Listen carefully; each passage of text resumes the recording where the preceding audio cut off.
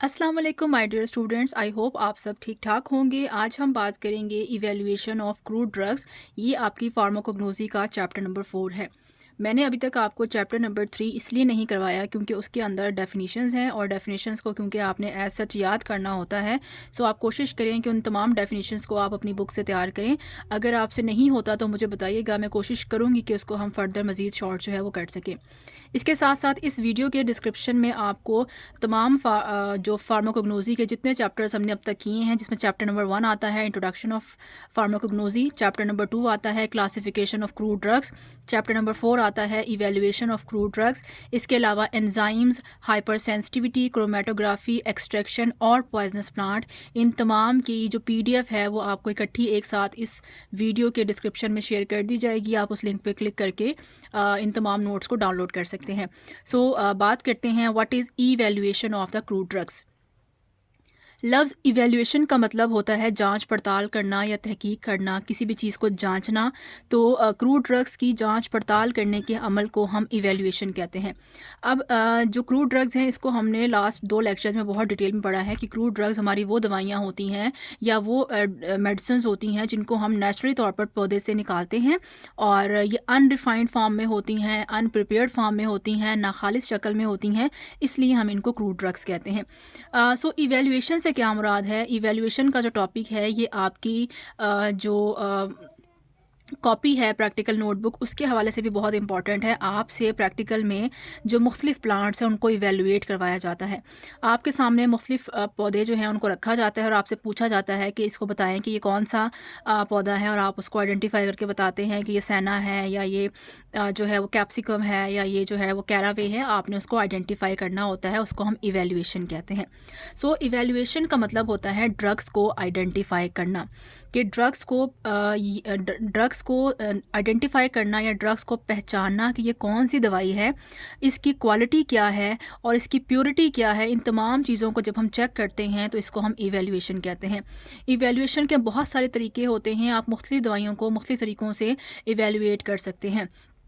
यानी कि हम ड्रग को सिर्फ ज़ाहिरी शक्ल सूरत की बेस पर भी जांच पड़ताल कर सकते हैं। इसके अलावा हम ड्रग्स के ऊपर मुख्तलिफ़ किस्म के केमिकल प्रोसीजर्स अप्लाई करके भी टेस्ट करके बता सकते हैं कि इस पौधे के अंदर कौन कौन से इंग्रेडिएंट्स मौजूद हैं और कितनी मिकदार में मौजूद हैं। तो हम ड्रग्स के अंदर मौजूद केमिकल्स की क्वालिटी भी बता सकते हैं और उनकी क्वान्टिटी भी बता सकते हैं। सो अगर हम डेफिनेशन की बात करें तो identification of the drugs and to determine its quality and purity is called evaluation. जब हम ड्रग्स को आइडेंटिफाई करते हैं, पहचानते हैं कि कौन सी ड्रग है, और हम ये बताते हैं कि इस ड्रग की क्वालिटी क्या है, इसके अंदर कितनी मिकदार में कौन सा केमिकल मौजूद है और वो केमिकल कितने % प्योर है, इन तमाम चीज़ों को जब हम आइडेंटिफाई करते हैं तो इसको हम इवैल्यूएशन कहते हैं। ठीक है जी। तो इवैल्यूएशन के लिए हम बहुत सारे तरीके इस्तेमाल कर सकते हैं, जिनमें से आपकी बुक के अंदर 4 तरीके जो हैं वो एक्सप्लेन किए गए हैं। आप कोशिश करिएगा कि इनको तरतीब वाइज लिखें, क्योंकि सबसे पहले हम ड्रग की ऑर्गेनोलेप्टिक इवैल्यूएशन करते हैं, देन हम उसकी फ़िज़िकल इवैल्यूएशन करते हैं, देन हम उसकी केमिकल इवैल्यूएशन करते हैं और उसके बाद उसकी बायोलॉजिकल इवैल्यूएशन की जाती है। सो फर्स्ट ऑफ ऑल हम बात करते हैं ऑर्गेनोलेप्टिक इवैल्यूएशन से। लफ्ज़ ऑर्गेनो का मतलब है ऑर्गन्स, कि आपकी बॉडी के जो अज़ा हैं उनको इस्तेमाल करते हुए जब आप ड्रग को आइडेंटिफाई करते हैं, ड्रग्स की पहचान करते हैं, ड्रग्स की शनाख्त करते हैं, तो उसको हम ऑर्गेनोलेप्टिक इवैल्यूएशन कहते हैं। जैसे कि मैं आपके सामने 3 से 4 ड्रग्स ला के रख दूँ, मैं आपके सामने ज़ीरा ला के रख दूँ, मैं आपके सामने सौंफ ला के रख दूँ, इसके अलावा मैं आपके सामने पुदीना ला के रख दूँ, धनिया ला के रख दूँ, और मैं आपसे पूछूँ कि इसमें से मुझे आइडेंटिफाई करके बताएं कि कौन सा ज़ीरा है, कौन सा पुदीना है, तो आप आसानी से उसको देखने के ज़रिए से देख के आप उसको आइडेंटिफाई कर सकते हैं। सो आपने उसको आइडेंटिफाई करने के लिए किस चीज़ का इस्तेमाल किया है? अपनी सेंसेस का इस्तेमाल किया है, अपने ऑर्गन्स का इस्तेमाल किया है। सो एक ऐसा तरीक़ाकार जिसके ज़रिए से हम ड्रग को आइडेंटिफाई करते हैं बाय यूजिंग आवर सेंसेस और organs is called organoleptic evaluation. For example, हमारी कितनी सेंसेस हम इस्तेमाल कर सकते हैं? हम उस ड्रग को देख सकते हैं, देखने की सेंस कौन सी होती है? हम आँख का इस्तेमाल कर सकते हैं। हम उस ड्रग को टेस्ट कर सकते हैं, टेस्ट करने के लिए हम कौन सी सेंस का इस्तेमाल करते हैं? हम ज़बान का इस्तेमाल कर सकते हैं। तीसरी चीज़ हम उसको स्मेल कर सकते हैं। स्मेल एक सेंस है, स्मेल के लिए हम नाक का इस्तेमाल कर सकते हैं। इसके साथ साथ ये तीनों जो है या हम टच की सेंस भी इस्तेमाल कर सकते हैं। आप उस ड्रग को हाथ में पकड़ के उसका जो टच है उसको भी फील कर सकते हैं कि ये कौन सी ड्रग है। तो हम 4 तरह की सेंसेस इस्तेमाल करके देखने से, सूंघने से, टेस्ट करने से और फील करने की सेंस को इस्तेमाल करके अगर हम ड्रग को आइडेंटिफाई करते हैं, then this type of evaluation is called organoleptic evaluation. क्योंकि इसके अंदर आप अपनी बॉडी के ऑर्गन्स का इस्तेमाल कर रहे हैं, जिसमें आँख आ रही है, आपकी नाक आ रही है, आपका मुंह आ रहा है और आपके सेंसेस, आपके हाथ आ रहे हैं। ठीक हो गया। सो सबसे पहले हम कैसे करते हैं, सबसे पहले आप ऑर्गेनोलेप्टिक इवैल्यूएशन करते हैं। आपसे जब आप अपने प्रैक्टिकल्स के लिए आते हैं कॉलेजेस में, तो आपसे फार्माकोग्नोसी में जो प्रैक्टिकल होता है, एक तो आपसे क्रोमेटोग्राफी वो परफॉर्म करवा लेते हैं, दूसरा हमेशा आपके वाइवा का जो सवाल होते हैं उसमें आपको ड्रग को इवैल्यूएट करना सिखाते हैं। एक्सटर्नल के आगे 5 से 7 ड्रग्स रखी हुई होती हैं और वो आपके आगे एक ड्रग करता है और आपसे पूछता है कि इसकी ऑर्गेनोलेप्टिक इवैल्यूएशन करें। अब आपने क्या करना होता है, उस ड्रग को गौर से देखना होता है और उसके पत्तों को देखना होता है। आप सूंघ सकते हैं, उसको टेस्ट कर सकते हैं, उसको फील कर सकते हैं और फिर आप बताएंगे कि इस ड्रग का नाम ये है।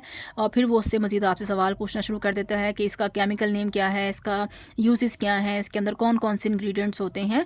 सो उस टाइम वाइवा में जो आप इवैल्यूएशन कर रहे होते हैं उसको हम ऑर्गेनोलेप्टिक इवैल्यूएशन कहते हैं।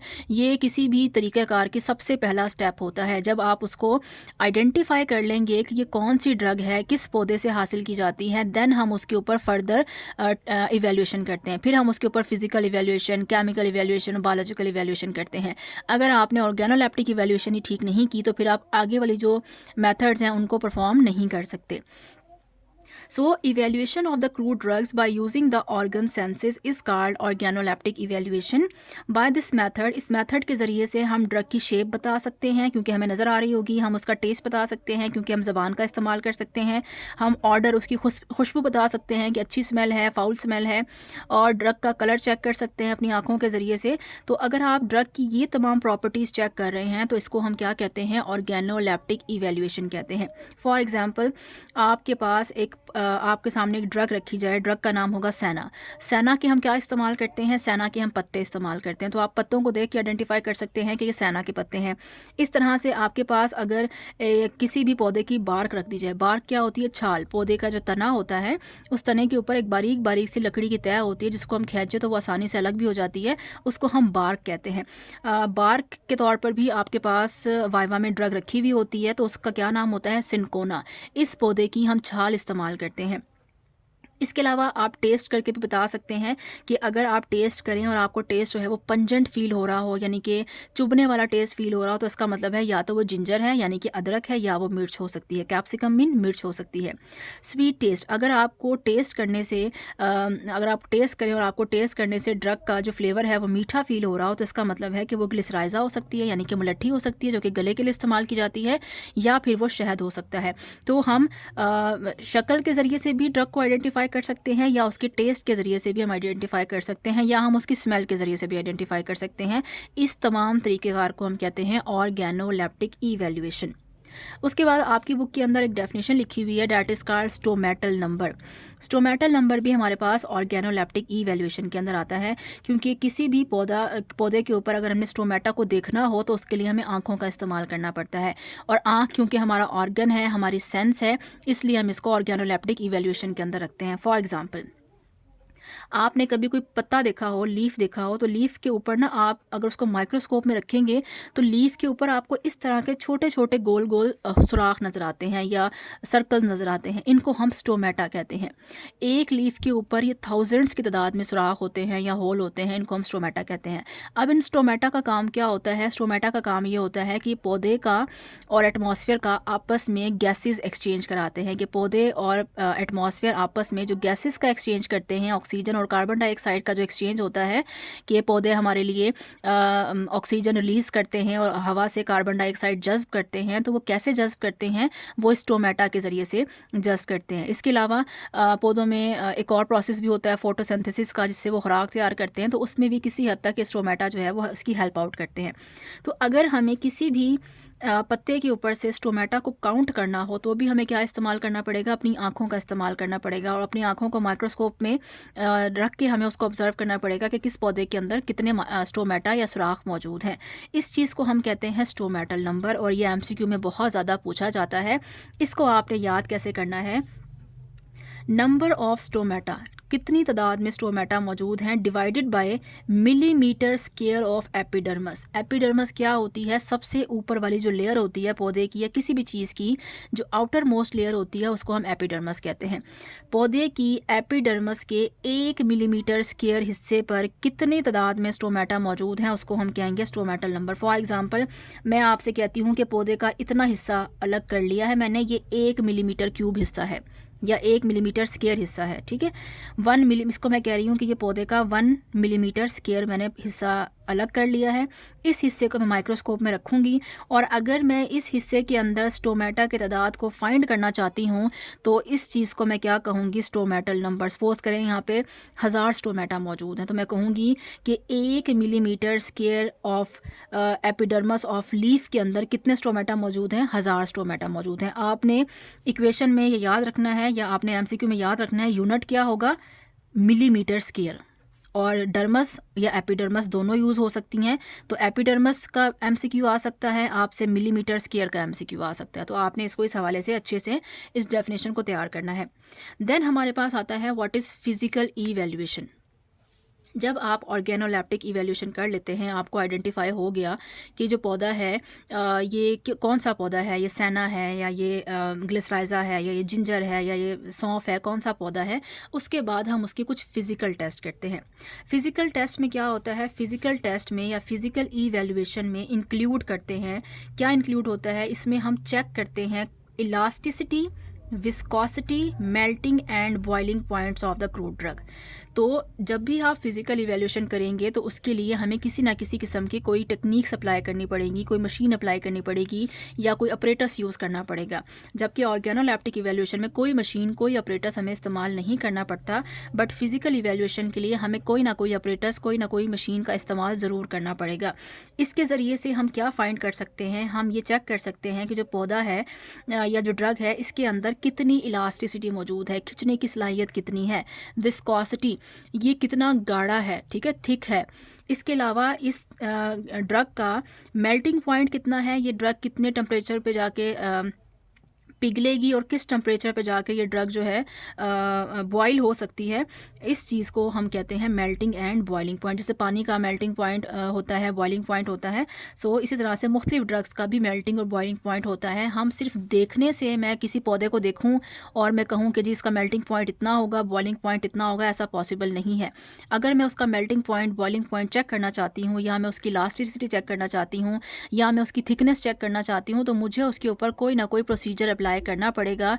जब आप कोई फिज़िकल प्रोसीजर अप्लाई करते हैं पौधे की इन चीज़ों को देखने के लिए तो इसको हम फिज़िकल इवैल्यूएशन कहते हैं। फॉर एग्जांपल, अब हम क्या क्या चीज़ें इस्तेमाल कर सकते हैं फ़िज़िकल इवैल्यूएशन के लिए, जैसे कि स्पेक्ट्रोस्कोपिक एनालिसिस। एनालिसिस का मतलब होता है टेस्ट करना, तज्जिया करना। तो स्पेक्ट्रोस्कोपी क्या होती है, स्पेक्ट्रो का मतलब होता है लाइट। एक ऐसी मशीन जिसका नाम होता है स्पेक्ट्रोफोटोमीटर, ये एक मशीन होती है जिसके अंदर मुख्तलिफ तरह की शुआएँ इस्तेमाल होती हैं। कौन कौन सी शुआएँ इस्तेमाल हो सकती हैं, अल्ट्रा वायलेट रेडिएशन इस्तेमाल हो सकती हैं, इंफ्रारेड रेडिएशन इस्तेमाल हो सकती हैं, NMR या न्यूक्लियर मैग्नेटिक रेजोनेंस, ये रेडिएशन इस्तेमाल हो सकती हैं, या और बहुत सारी रेडिएशन जो हैं इस मशीन के अंदर इस्तेमाल होती हैं। और इसके अंदर हम अपनी कोई भी ड्रग डालते हैं और ये मशीन इन रेडिएशंस को उस ड्रग के ऊपर अप्लाई करती है और हमें बता देती है कि ड्रग का मेल्टिंग पॉइंट क्या होगा, बॉइलिंग पॉइंट क्या होगा, इलास्टिसिटी क्या होगी या उसकी विस्कोसिटी क्या होगी। तो इसके लिए हमें क्या करना पड़ा है, हमें किसी ना किसी मशीन का, किसी ना किसी चीज़ का सहारा लेना पड़ा है। हमें रेडिएशंस का भी सहारा लेना पड़ा है, हमें स्पेक्ट्रोफोटोमीटर का भी सहारा लेना पड़ा है जो कि एक मशीन थी। और इस मशीन के ज़रिए से जब हम तज्जिया करते हैं तो इसको हम स्पेक्ट्रोस्कोपिक एनालिसिस कहते हैं, ठीक है। तो ये आप एमसीक्यू के हवाले से याद रखेंगे कि स्पेक्ट्रोस्कोपिक एनालिसिस कौन सी इवैल्यूएशन में आती है, फिज़िकल में, केमिकल में, बायोलॉजिकल में। तो ये फ़िज़िकल इवैल्यूएशन में आती है। इसके अलावा हमने एक चैप्टर भी पढ़ा हुआ है क्रोमेटोग्राफी का, जिसमें हम मुख्तलिफ कंपोनेंट्स को उनकी पोलैरिटी की बेस पर अलग करते हैं। जिसमें हमने पेपर क्रोमेटोग्राफी जो थी वो पढ़ी थी कि जिसमें हम कलर्स को सेपरेट करते थे। तो उसके लिए भी हमें पेपर का भी इस्तेमाल करना पड़ा है, हमें किसी लिक्विड का भी इस्तेमाल करना पड़ा है। सिर्फ देखने से हम क्रोमेटोग्राफी नहीं कर सकते। सो एक ऐसा तरीका कार जिसमें हम कुछ चीज़ों का इस्तेमाल करके ड्रग्स को इवेलुएट करते हैं, उसको फ़िज़िकल इवेल्यूएशन कहते हैं। MCQs के हवाले से आपने याद रखना है कि फ़िज़िकल इवेल्यूएशन से हम क्या क्या फाइंड कर सकते हैं, elasticity, viscosity, melting and the boiling point. और फिज़िकल इवेल्यूएशन करने के लिए हम कौन कौन से मेथड इस्तेमाल करते हैं, स्पेक्ट्रोस्कोपिक एनालिसिस और क्रोमेटोग्राफी। ये 2 तरह के आपके MCQs इसमें से निकल सकते हैं। या वो आपसे पूछ सकता है कि स्पेक्ट्रोस्कोपिक एनालिसिस में कौन सी रेडिएशंस इस्तेमाल होती हैं, तो आपको रेडिएशंस के नाम आना चाहिए। वो आपसे पूछ सकता है क्रोमेटोग्राफी क्या होती है, कितनी टाइप्स की होती है, तो आपने पढ़ा हुआ है कि थिन लेयर क्रोमेटोग्राफी होती है, पेपर क्रोमेटोग्राफी होती है, और इसके अलावा कॉलम क्रोमेटोग्राफी होती है, हाई प्रेशर लिक्विड क्रोमेटोग्राफी होती है, और बहुत सारी क्रोमेटोग्राफी की टाइप्स हैं। बट आपकी बुक के अंदर जो क्रोमेटोग्राफी की टाइप्स मेंशन की गई हैं, आप जस्ट वही भी कर लें तो भी बहुत है। सो थर्ड टाइप की जो इवेल्यूएशन हमारे पास आती है उसको हम कहते हैं केमिकल इवेल्यूएशन। नाम बता रहा है कि किसी भी ड्रग को टेस्ट करने का वो तरीका जिसमें हम किसी ना किसी तरह का कोई केमिकल इस्तेमाल करते हैं, उसको हम केमिकल इवेल्यूएशन कहते हैं। फिजिकल में हम क्या कर रहे थे, हम कोई ना कोई मशीन इस्तेमाल कर रहे थे, कोई ना कोई मेथड इस्तेमाल कर रहे थे, कोई ना कोई ऑपरेटर्स इस्तेमाल कर रहे थे। जबकि केमिकल इवेल्यूएशन में हमें क्या करना पड़ेगा, कोई ना कोई केमिकल जो है वो इस्तेमाल करना पड़ेगा। और केमिकल इवेल्यूएशन के ज़रिए से हम क्या चेक कर सकते हैं, हम चेक कर सकते हैं कि ड्रग जो है उसकी क्वालिटी क्या है, उसका मेयार क्या है, उस ड्रग के अंदर कितना केमिकल मौजूद है और ड्रग कितनी प्योर है। इन तीनों चीज़ों को चेक करने के लिए हम क्या करते हैं, केमिकल इवेल्यूएशन करते हैं। इन्हीं तीनों चीज़ों को चेक करने के लिए हम फिज़िकल इवेल्यूएशन भी करते हैं। फिज़िकल इवेल्यूएशन करने के बाद हम उसकी केमिकल इवेल्यूएशन भी करते हैं, और उसके लिए हमें क्या करना पड़ता है, केमिकल टेस्ट करने पड़ते हैं। इस तरीक़ाकार को हम केमिकल इवेल्यूएशन कहते हैं। फॉर एग्ज़ाम्पल, आपको पता ही होना चाहिए कि हम कौन कौन से केमिकल टेस्ट जो है वो ड्रग के ऊपर परफॉर्म कर सकते हैं। जैसा कि हम टाइट्रेशन कर सकते हैं। टाइट्रेशन एक केमिकल मेथड है जिसमें हम मुख्तलिफ केमिकल्स डालते हैं पौधे के ऊपर या ड्रग के ऊपर, और उसके अंदर से मौजूद अपनी मर्ज़ी की चीज़ों को अलग कर सकते हैं। फिर आता है एस्टर वैल्यू। एस्टर जो है ये लिपिड्स को शो करता है। एस्टर वैल्यू हम फाइंड करते हैं लिपिड्स के लिए। फिर आता है स्पोनिफिकेशन वैल्यू। स्पोनिफिकेशन का मतलब होता है झाग बनाने वाले।